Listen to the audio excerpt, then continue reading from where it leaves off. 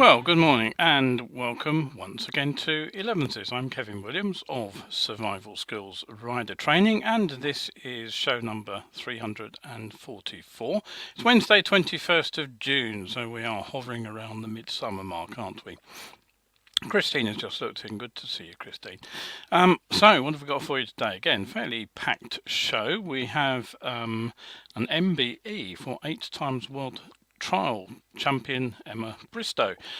A truck-based simulator has been acquired by Devon Cornwall Police, which they will be using to engage, they hope, with younger riders.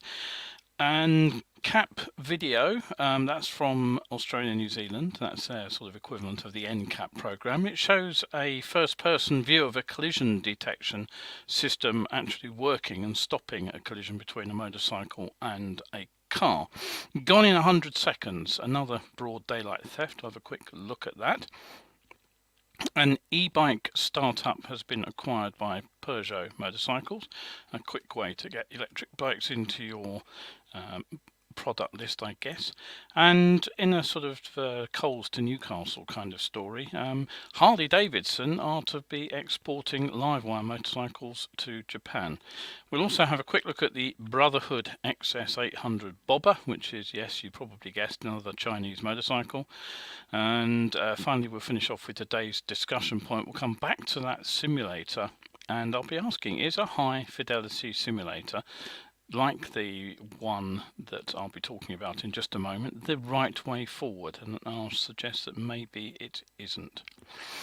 Right, so on with the news. We've got Paul looking in, we've got Clive here as well. Good to see you both.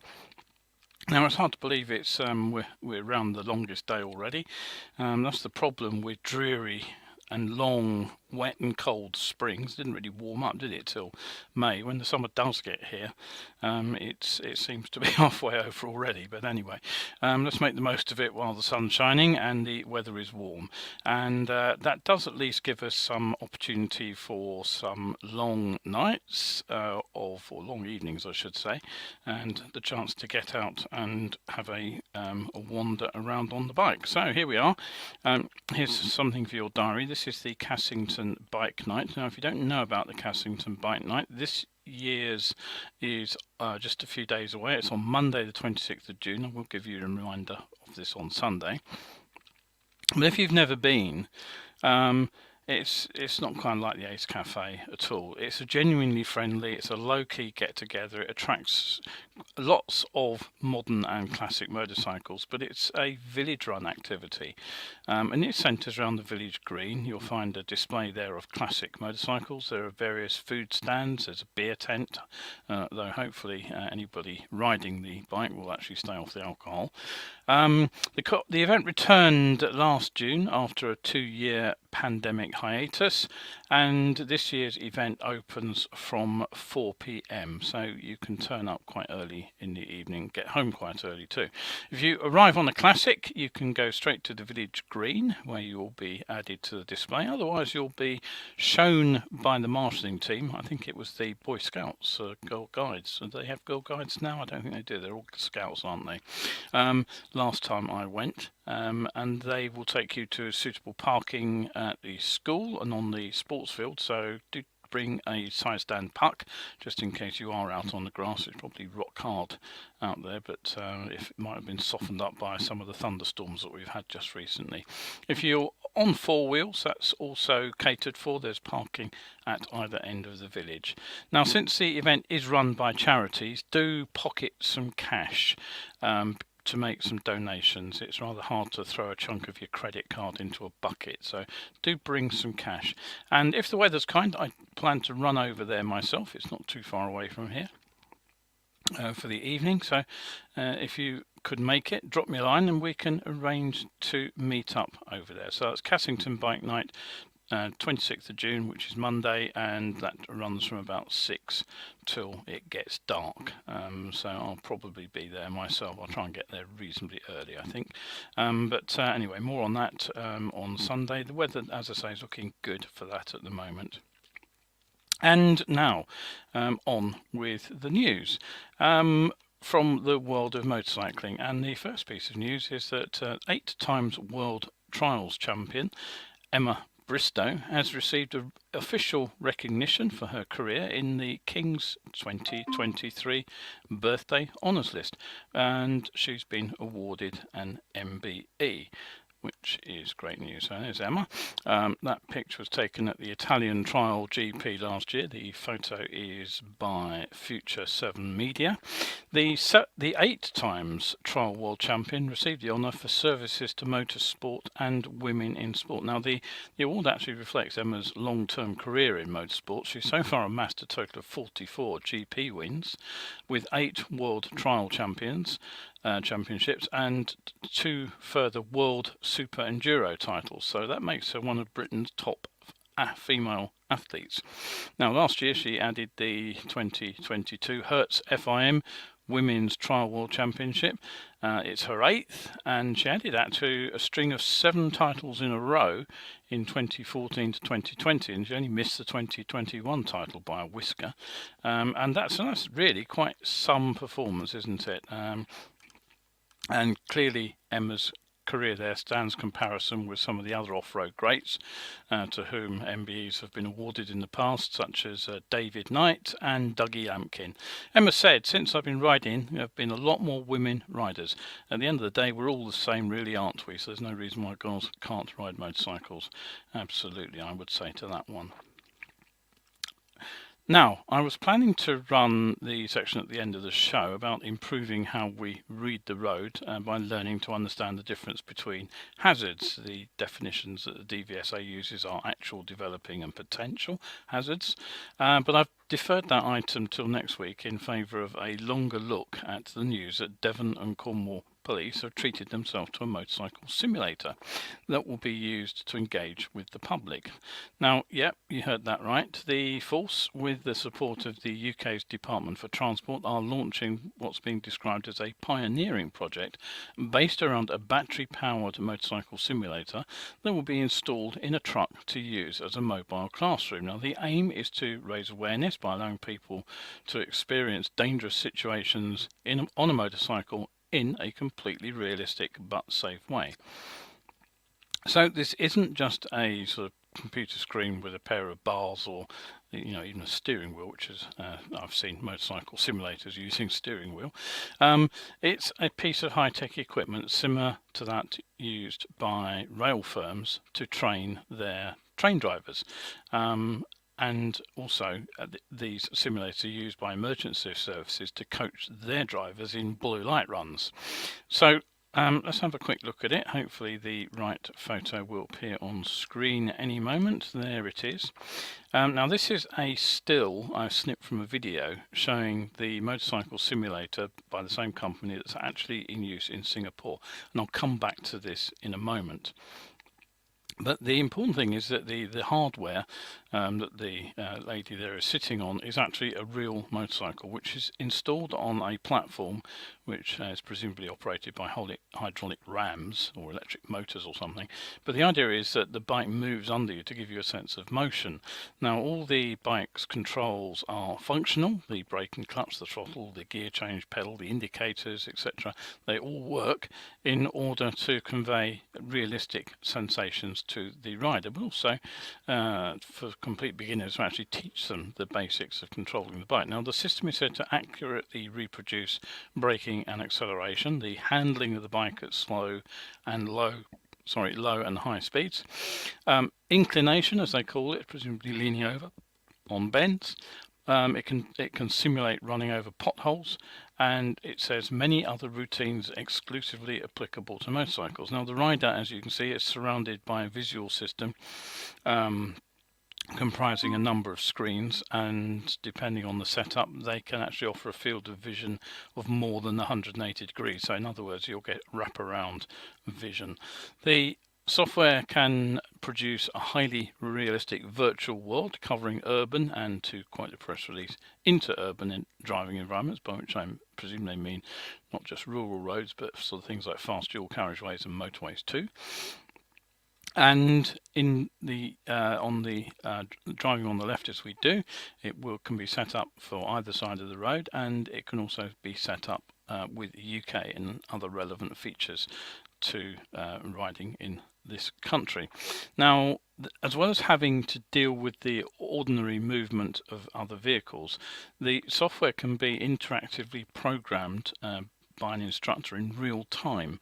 So depending on how the trainee on the bike is doing, the instructor can inject, as it were, other hazards into the program, which will create something that the rider has to deal with. So the sort of crash situations involving motorcycles, and the examples they give include filtering in urban environments and encountering deer or tractors on rural roads. Now, the instructor has access to a wide range of tools to create the sort of real danger scenarios, and they adapt them to the riders on the machine. Now, the system can then play back the ride for review, and it also offers the opportunity to use sort of a chase view, the sort of helicopter view that you get from behind on sort of some games, which will allow the sort of the movements of the motorcycle to be shown in context with other traffic, which is quite handy. So Devon Cornwall Police, they also say that they'll be able to use this for training their own police motorcyclists. It has these sort of police specific functions. It will flash blue lights and sound sirens and things when the right buttons are pressed. The simulator itself is provided by a company called Lander, and they say that it's a major commitment and that the pilot project may be exportable to other regions. So presumably what they mean by that is that they hope to sell simulators to other police forces. So here's a video that you can watch. I'll just put that up in the comment stream, which will give you a link to a vid so you can see it in action. Now, predictably, there is no price tag on the simulator in the news story, the press release, but I can't honestly believe it will come in under 5 figures. You know, the bike alone will be a 4-figure sum. But the question I always ask with things like this is this what's really needed? You know, do we need such a sophisticated piece of equipment to provide the necessary insights to help make an impact with riders? And you know, the big question is, will it become another expensive white elephant that rarely gets an outing? My thoughts on this in the in-depth section at the end of the show, which will follow all the other items, so stay tuned for that as I come back for that story. And thanks to Malk for flagging it up for me. A couple of comments from Kevin, who's looked into. He says sim is interesting, huge potential, especially simulated hazards. I will come on to that later when I get there to the end of the show. I will tell you about my thoughts on this. Now, meanwhile, Terry from Down Under, who isn't here this morning, he sent me a link to an ANCAP video. Now, in case you're wondering who ANCAP are, the website says ANCAP is the independent voice on vehicle safety for Australia and New Zealand. So presumably it's a sort of equivalent of NCAP, which we have here in the UK. Now, NCAP has published thousands of safety ratings, they say, for vehicles, all different models, makes, variants, etc., etc. And what they've just shown is quite interesting. This rather gloomy looking video is a sneak peek taken on board what they call our new motorcycle dummy. So I'm just going to play that through for you. It's not very long, just 10 seconds, so have a watch of this.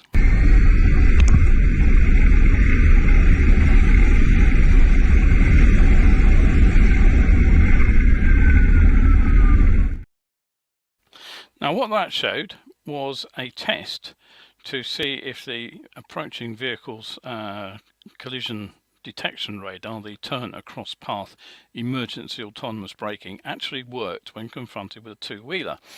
Now, it's been a problem that some of the safety systems which have been fitted to cars simply were never tested with motorcycles.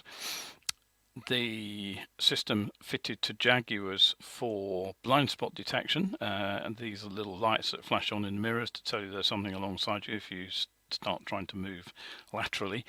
Nobody ever tested those with motorcycles, and so they didn't often spot motorcycles. And of course, you probably remember that the Tesla have had problems with rear-ending motorcycles too, including some serious and a couple of fatal accidents, at least 2 fatal accidents in the US.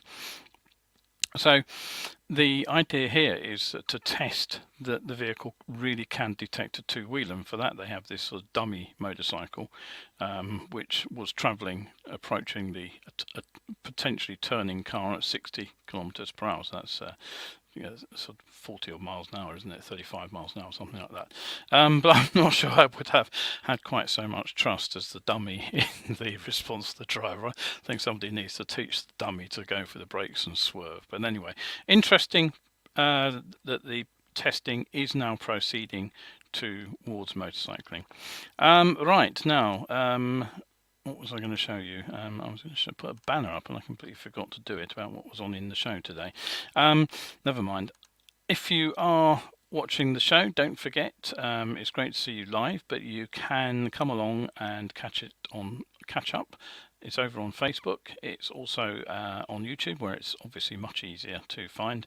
Just go to my YouTube channel, Survival Skills UK, and look for the ELEVENSES playlist on there. You'll find all the 343 preceding shows are up there, and you're welcome, of course, to browse through them. It'll take you a while, but do go over there, have a look at the other videos as well. The 60-second safety, which has been running for over 100 videos now, and the new 60-second science. I've got 4 of those up at the moment, so do pop over, have a look at my YouTube channel and see what else is out there. Right, okay. On with the news. Now, a few days ago I posted a video showing a BMW being stolen from outside a house. It was gone in just 40 seconds. That was the total time from the moment that the gang of thieves rolled into the camera shot up to the moment the bike was rolled out of camera shot. And that's how long it took them basically to case the bike, realise it was only secured by its steering lock, break the steering lock and take it away. So this bike did a little bit better. Let's just get the picture up again. There it is. Now, as you can see, this is another outrageous broad daylight attack. The bike's parked outside a cafe, for heaven's sake. You wouldn't think that you could put it somewhere much more visible. It's a Yamaha Sorel XT250, so that's an import, fairly unusual bike. It actually survived here for around 100 seconds in total before it was rolled away. The video actually started rolling and the bike was already being attacked by the thieves. Now, what's very obvious from watching the video again is that the Yamaha steering lock was absolutely no deterrent at all. It lasted no longer than the BMW that I showed you in that video recently. But what did slow the game down for a minute or so is the disc lock. No information on what it was, but I suspect it wasn't a high-end product since it succumbed to a blunt force attack. You can actually see the person bending down there. He's got half a brick in his hand with which he was bashing the disc lock, but at least it slowed them down for a minute. Now, no disc lock is going to survive a grinder attack, but you have to ask yourself, or at least it occurred to me, how much better would a decent quality disc lock have done in this very crude attack? Probably it would have prevented the bike at least being rolled away. Now, it's incredibly depressing that the theft was in broad daylight from outside a cafe, in full view of the customers, and it did look like somebody at least attempted to intervene, but they were promptly threatened, of course, by the gang, so they backed off. Now, maybe if the lock had been defeating them after 2 or 3 minutes, they would actually have given up. If you want information on securing your bike, the Bennett's Bike Social page has a lot of useful information on decent security. And the other go-to place is the Lockpicking Lawyer on YouTube.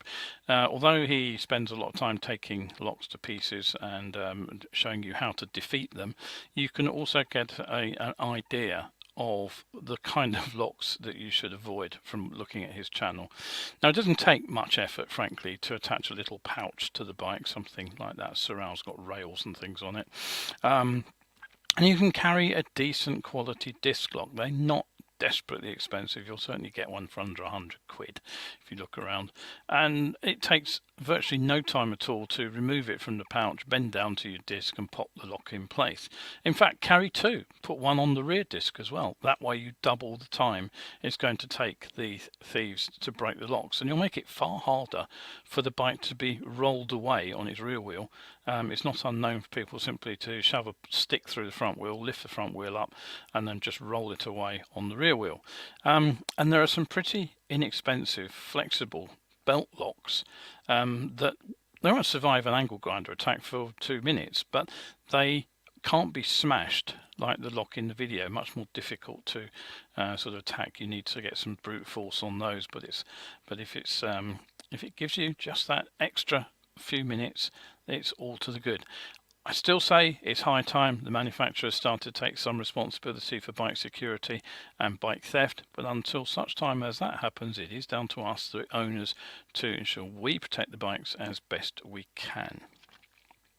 Right, so with that thought, let's move on to some motorcycle industry news. Now, I've mentioned a number of times that, with the exception of Harley Davidson, none of the big bike manufacturers have an electric motorcycle that is actually on sale right now to the general public. Triumph have demonstrated that they have the technology to build something. Ducati have said they're not interested, despite actually providing the bikes for the Moto E Grand Prix series.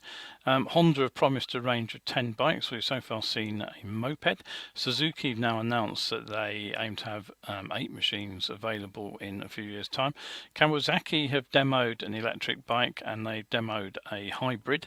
But the fact is, none of them have actually got a bike on sale, bar one Honda moped, and I think the growing demand for electric two-wheelers has caught them all on the hop. Now, if you want to build an electric bike or buy an electric bike that's not a Livewire, basically you need to head to a startup company. Some of these startups have been around for a long time, like Zero, been around for ages now.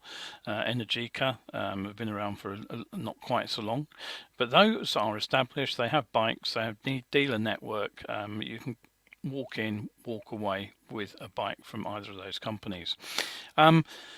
So is there any way that the existing companies who haven't thought ahead can catch up? Well, they can, of course, buy an existing electric bike manufacturer, and that's exactly what the French motorcycle brand Peugeot have done.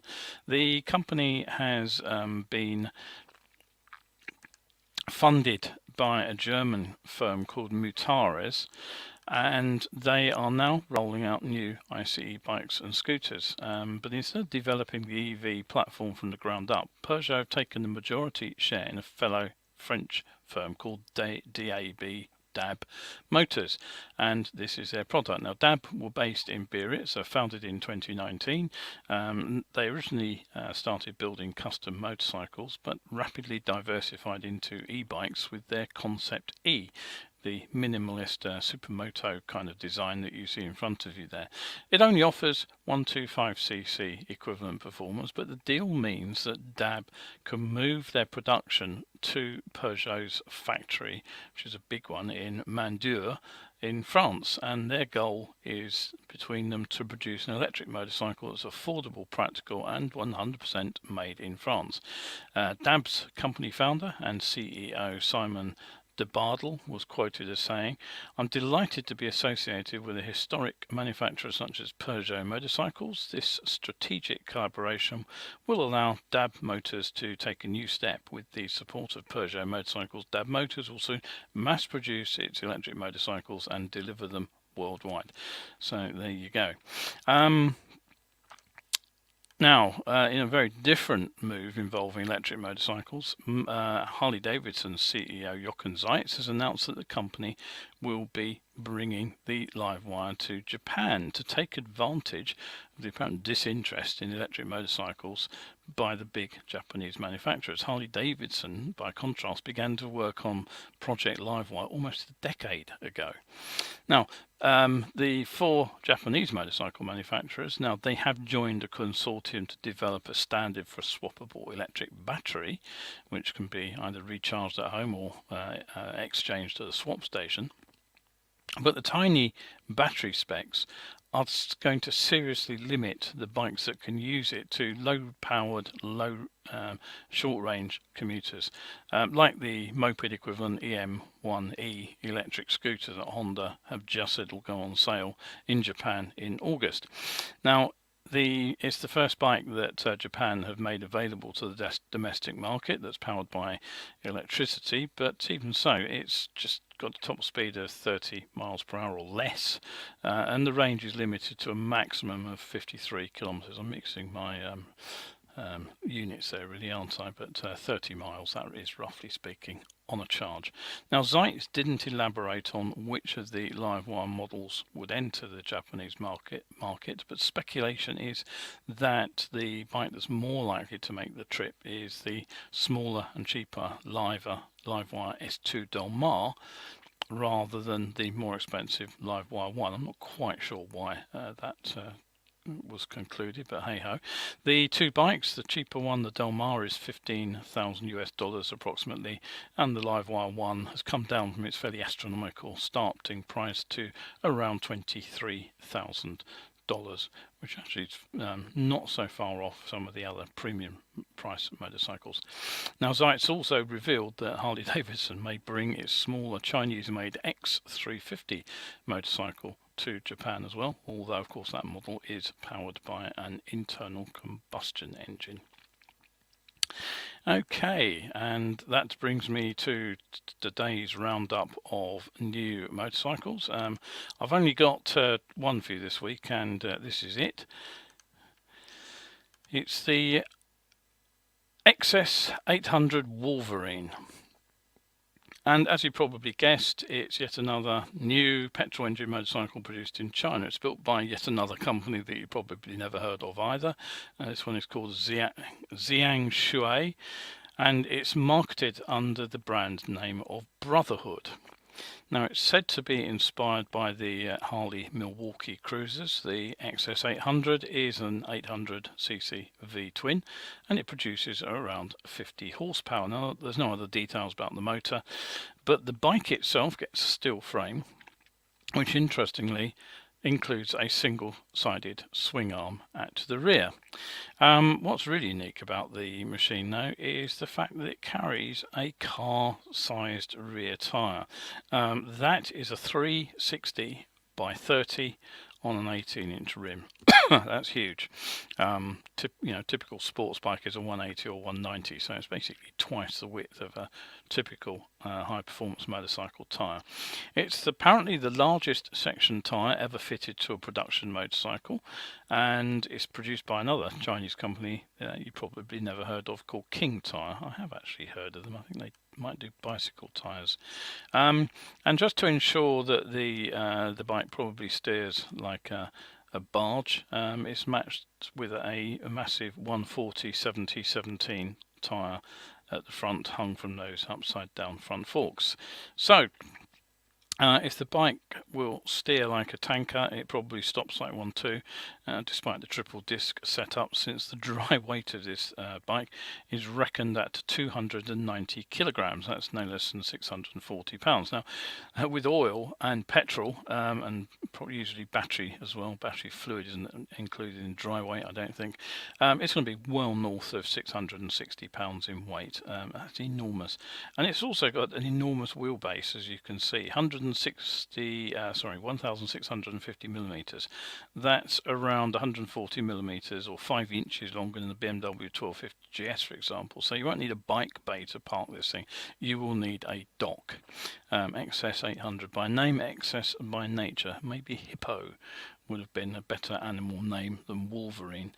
Anyway, I can't help but think that the real rear steel single-sided swing arm must somehow contribute quite a lot to the weight, and those wide bars that you see on the machine won't just be for looks, they will be absolutely necessary to try to get the thing turning.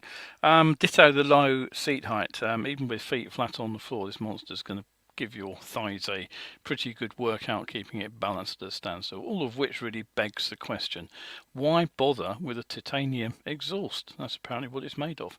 There's one other bit of good news though. The bike has no ABS fitted as it stands, and so there's zero chance of this monstrosity coming to Europe, so our streets are safe for the moment. Right, don't forget, if you do want to support the show, do pop over to my coffee page. If you drop me a coffee over there for £3, you will get access for a month to getting on for 1,000 better biking articles. There's plenty of free stuff to read over there in any case, but so do head over and have a look, and if you think it's worth it, drop me a coffee, and all that lovely coffee helps keep these shows coming for you to enjoy. Right, okay, on to the final point of the day. It's the discussion point, and it's back to that simulator that Devon Cornwall police have got their hands on. Now, personally, I think that it is a huge step forward because it basically sees a role for a simulator in rider training. Now, I think this can be, I really hope it can be shown to have positive results, because I've been personally saying for years that there's a limit to what can be achieved actually out on the road training people. You know, you can't take somebody out on the road, get them zipping along, and then push a sort of a rubber car out in front of them to see how they respond the first time they encounter that kind of emergency. And I've been saying for years that there's a limit to what can be achieved with hazard perception test videos, mostly because if you play your way through the videos and do nothing, nothing ever goes wrong. The car that hurtles down the side road actually stops just before you ride into a collision. The deer that wander into the road in front of you will also amble out of your way again before you hit them, and so on, all the way through the hazard perception. The hazard never evolves to the ultimate state that you would expect of a crash. And so basically you watch the hazard perception video, you take part in it, whatever you call it. There's no game over sort of flashing in front of you if you don't spot the hazard in any of the videos in time. All that happens is several minutes later you get a printout that tells you you didn't score enough points to actually pass the test. So whilst applauding the experiment, because I think that simulations like this can expose people to real hazards and they can see exactly what happens if they don't get it right, I'm not convinced about the scale of the simulator that's being used here. There's no price on the Lander website. I did look, but as I said, I can't imagine that something of this scale actually comes cheap. Now, as it happens, these simulators are in use in one country already, and for more than just engagement purposes. Now, since December 16th, 2019, all persons who obtain a driving license in Singapore as part of the licensing process have to pass a test in the Lander car and motorcycle simulator. Now, this goes back to a 2018 pilot project. They rotated prototype simulators through 3 schools, and that gave the company feedback to help develop and improve it. And the pilot itself was said to have been such a success that it was followed immediately by the drafting of legislation that made the use of the simulator mandatory for obtaining car and motorcycle licenses in Singapore. And these simulators were then rolled out to 3 driving schools. Now, they've been in place now for around 3 to 4 years. Now, as far as I know, know, this places Singapore in a unique place when it comes to rider and driver training. I don't know of any other country which requires simulator time as part of the test. It's obviously the next step forward from the hazard perception test. Now, I've no idea who footed the bill for the simulators out there, but as I understand it, there are only these 3 government-approved schools in Singapore. And since the nation has a population of around 5.45 million, about a tenth, just under a tenth of what the UK's population is, the throughput to each school must be enormous. Just think about it, how many hundreds and hundreds of driving instructors and motorcycle training schools there are in the UK.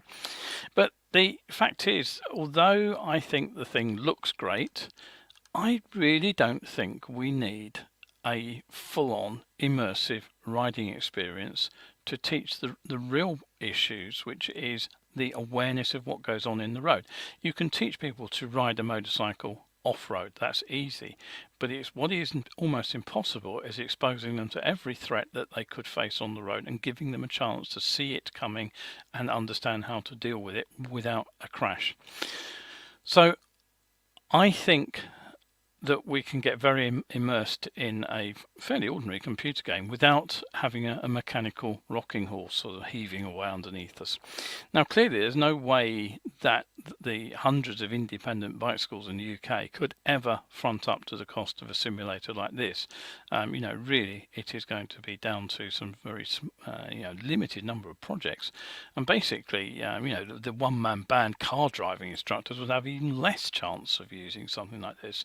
In theory, perhaps they could be made available on a rental basis, but if you've heard anything about the problems that trainers have getting time on the training pads that the DSA uses for the Mod 1 test, you can probably work out what would happen next. But I don't think we need things like this that are sort of big, complex and so expensive. What's needed really is just to give new riders, and some not so new ones too, insight into how developing situations turn dangerous. That's the really crucial part. And I've been saying this for years, decades actually, that for crash training it could be done with a modern PC. All that's needed at the moment is a modestly spec'd box and 3 biggish screens to give some approach to a wraparound view. And then a simulation very similar to the sort of thing you see on a sort of MotoGP style PC game.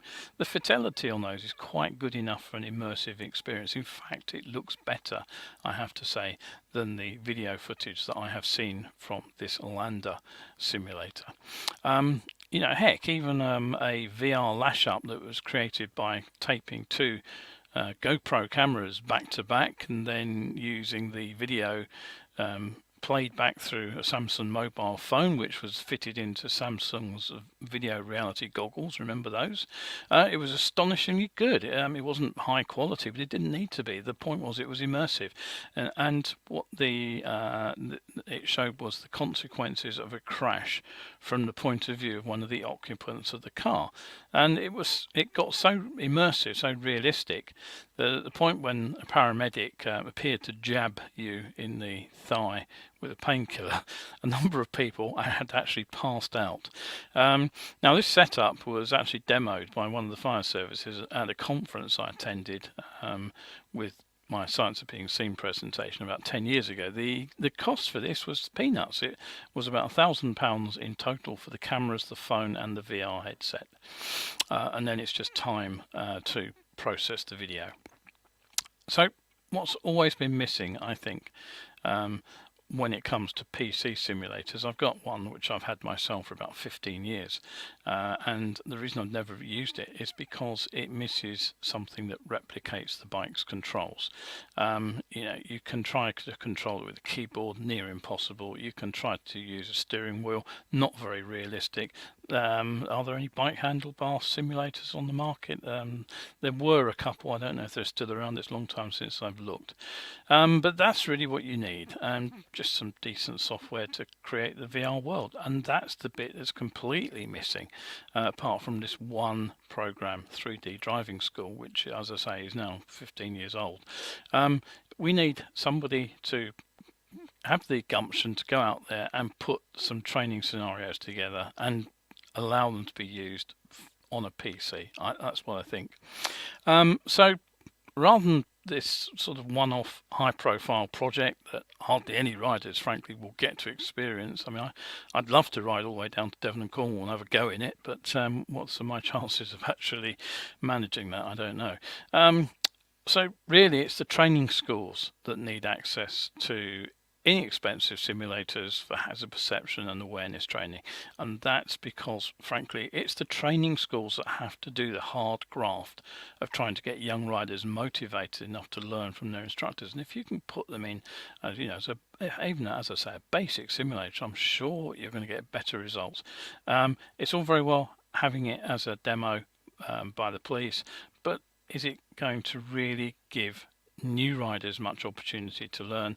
It's just going to be a plaything, a toy, I suspect, for the sort of the IAM kind of riders who turn up to bike safe, bike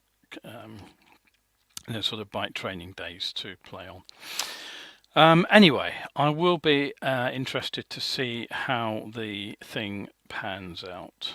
Kevin says he'd also like to see computer console games or Sims and a Ride 4 on PlayStation used by TT racers to practice.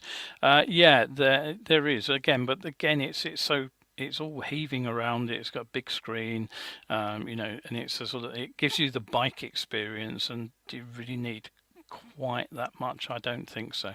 But yeah, absolutely, make something that does interactive with road hazards. So anyway, there we go. Kevin also says consoles are cheaper than PCs. Well, they are, but PCs sell in huge numbers, and virtually everybody's got one, haven't they? That's why I talk about PCs rather than PlayStations. Anyway, hey ho, that's it for today. That is the end of today's show. I hope you have enjoyed it. Again, I think we've covered some interesting stuff. As I always say at the end of these shows, do share these videos, do like them, do tell your buddies about them. Let's get the circulation up. It's been a bit disappointing this summer. Obviously you're out riding and enjoying the sunshine, but it doesn't mean you can't tell your buddies. So if you are out there today on your bike, do stay safe, and of course, as always, stay shiny side up.